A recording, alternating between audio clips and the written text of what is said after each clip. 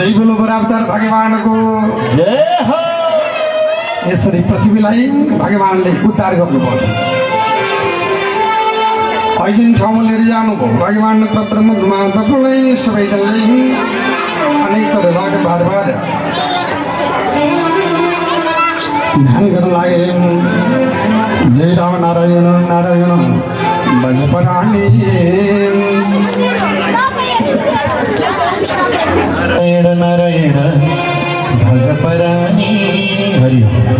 यो जीवन मरेपछि हुन्छ खरानी।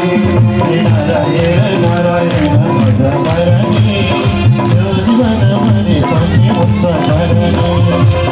नारायण नारायण भजपराणी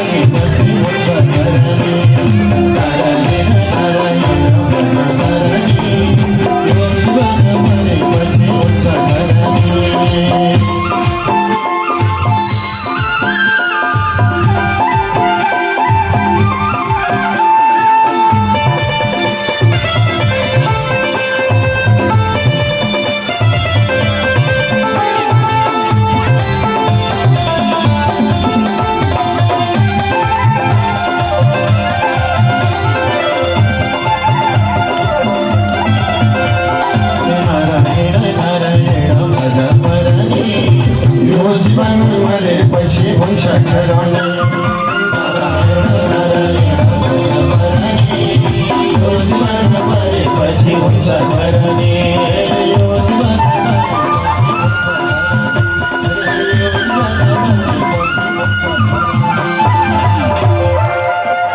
जय बोलो श्री हरि भगवान को। भागवत सुनने महाराज प्रेषलाई सुखदेव स्वामी गंगा सानिध्य दे भगवान ब्रह्म परमात्मा प्रभुको दिव्य महिमाको बारेमा सम्बोधन गर्नुभएको छ। हिरण्याक्ष भनेको चाहिँ संसारको भौतिकवादी प्रवृत्तिलाई भगवान ब्रह्म स्वरूप परमात्माले आध्यात्मिक शक्तिले विजय हासिल गरेको आध्यात्मिकताको ज्ञान हो। त्यही भएर हिरण्याक्ष भनेको भौतिकता हो। भगवान सिंह भनेको आध्यात्मिकता हो। आध्यात्मिकताको सर्वोच्चता त्यो सर्वोपरि छ। ज्ञान नै सर्वोपरि हो भन्ने ज्ञान परीक्षणलाई सुखदेव स्वामीले बताउनु हो। अनि यिनै स्वयम्भू नाम गरेको मनोर शतरूप रानीबाट पैदा भएर आएको थियो। देवती र प्रसुति मध्यमा आएको त्यो रुचि ऋषिलाई थियो। रुचि ऋषिबाट आएको त्यो घरबाट यज्ञ जन्मी। यज्ञको पत्नीको नाम दक्षिणा।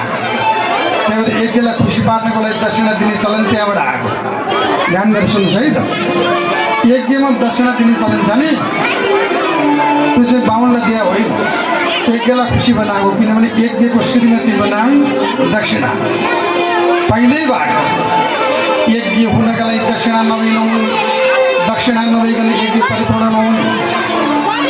जस्तै अग्निको लागि स्वाहा, अग्निको पत्नीको नाम स्वाहा भने जस्तै अग्निकार्यमा स्वाहा स्वाहा भन्ने छ। पितृको पत्नीको नाम सोधा, त्यही भएर पितृकार्यमा श्राद्ध गर्दा सोधा सोधा भन्ने छ। त्यही भएर संसारमा यो चाहिँ के भन्ने भन्छ भने अङ्ग्रेजीमा एउटा भनाइसके द ल अफ पोलारिटी। हाम्रो पूर्वीय दर्शनको रिसर्च गर्ने भने, अध्ययन गर्ने भने, अनुसन्धान गर्ने भने सब कुरामा विज्ञान छ। सब कुरामा विज्ञान। त्यो ल अफ पोलारिटी भनेको के भने हर कुराको दुईवटा अस्तित्व छ है। केही माइक चल्नको लागि पोजिटिभ नेगेटिभ दुईवटा चार्ज चाहियो। पोजिटिभ धनात्मक मात्र भएर हुँदैन, ऋणात्मक नेगेटिभ पनि चाहियो। त्यसै गरिकन ऊर्जाका लागि पनि दुईवटा अस्तित्व MC² चाहियो। डबल C अपोजिट अस्तित्वका लागि पनि क्रिया प्रतिक्रिया दुईवटा चाहिन्छ।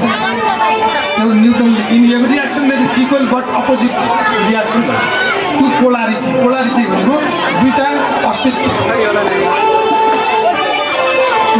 पुरुष यो दुईटा अस्तित्व हाम्रो जन्म पनि दुईटा अस्तित्वबाट भएको छ। संसारको हरेक जन्म हरेक चिजको सृष्टि भनेको दुईटा अस्तित्वबाट यो कुरा चाहिँ हाम्रो वेदले प्रमाणित गरेको आज विज्ञानले प्रमाणित गरेको छ। त्यही भएर हाम्रो धर्म जस्तो वैज्ञानिक धर्म विश्वमा कुनै छैन। ध्यान गर्छु, कसैले सुन्नु भएको छ म यहाँ बसेर चिच्याइरहेको छु, घाँटी सुकाएको छु, मैले के भने कसैलाई थाहा छ? हर कुराको दुईटा अस्तित्व हुनुपर्छ, हुन्छ। हजुरको जन्म, मेरो जन्म, अरूको जन्म पनि आमा र बाबा दुईटा अस्तित्व भएको छ। संसारमा जुनसुकै चिजको चाहिँ कुनै सृजना दुईटा अस्तित्वबाट हुन्छ भन्ने ज्ञान चाहिँ हाम्रो वेदले पहिल्यै प्रमाणित गरेको छ भन्ने ज्ञान। त्यही भएर यज्ञ नभइकन दक्षिणा नहुन्, दक्षिणा नभइकन यज्ञ नहुन्। अनि गएर माइली छोरीको नाम चाहिँ देवहूति, स्वयंभू मनुकी माइली छोरीको नाम देवहूति। यिनी कर्दम प्रजापतिसँग विवाह गरिन्। यिनीबाट 9वटा छोरा छोरी र 10औं छोराको रूपमा संसारमा ज्ञानको उदय गर्नका लागि योगी प्रवर पुरुष श्रेष्ठको रूपमा भगवान् कपिल देवको जन्म भयो। भगवान् कपिल देवले योग विज्ञान विकास गर्नका लागि साङ्ख्योगका प्रणेता योग विज्ञानको उजागर गर्नका लागि देवहूतिको गर्भबाट अहिले कर्दम प्रजापतिको पुत्रको रूपमा देवहूति नन्दन भगवान् कपिलको प्राकट्य हो। कपिल देव भगवानको जय जयकार हो। कपिल अवतार भगवानको 24 अंश अवतार मध्येमा एउटा अंश अवतार कपिल अवतार। त्यो कपिल अवतारको जन्म कहाँ हो भन्दाखेरि यही कपिल वस्तु, यही कपिल धाम। हेर्नुहोस्, तपाईँहरू कपिल वस्तुवासीहरूले कपिल वस्तुको महत्त्व बुझ्नु भएको छैन। मैले विश्वको 43वटा देशमा गएर कपिल वस्तुको प्रचार गर्ने गरिरहेको छु। सोध्नु होला विदेशमा कोही चिने जानेको मान्छेहरू भने, त्यहाँ मात्र होइन, अमेरिकाको ब्रान्डाइज विश्वविद्यालयमा गएर चाहिँ मैले कपिल वस्तु जिल्लाको प्रचार गरेको छु। यो भन्दा अन्यथा लाग्ला, यो अतिरञ्जित कुरा पनि होइन। किनभने यहाँ कपिलको जन्म, कपिलले योग विज्ञानको विकास गर्नुभयो, योग विज्ञानको प्रवर्तन गर्नुभयो, प्रतिपादन गर्नुभयो, जुनलाई साङ्ख्य योग भनिन्छ।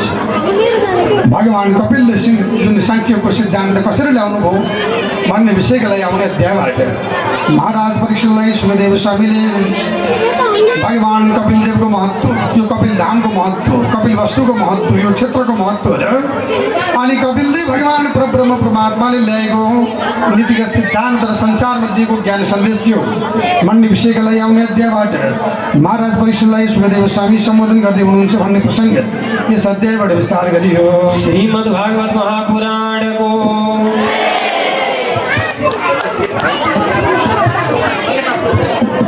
मान्छे मरिरहेको रहेछ है, त्यसलाई लिएर गएर त्यो बाणगङ्गामा बगाइदिनुहोस् त। कता 5-7 जना भाइहरू आउनुहोस् त।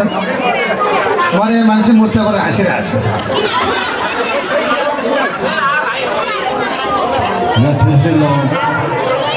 आफै फेरि जान सक्ने सम्भावना आयो अर्को फेरि 5-7 जना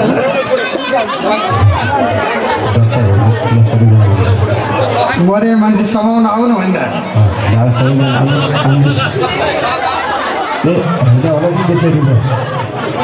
मरेको मान्छे हिँडेर गयो।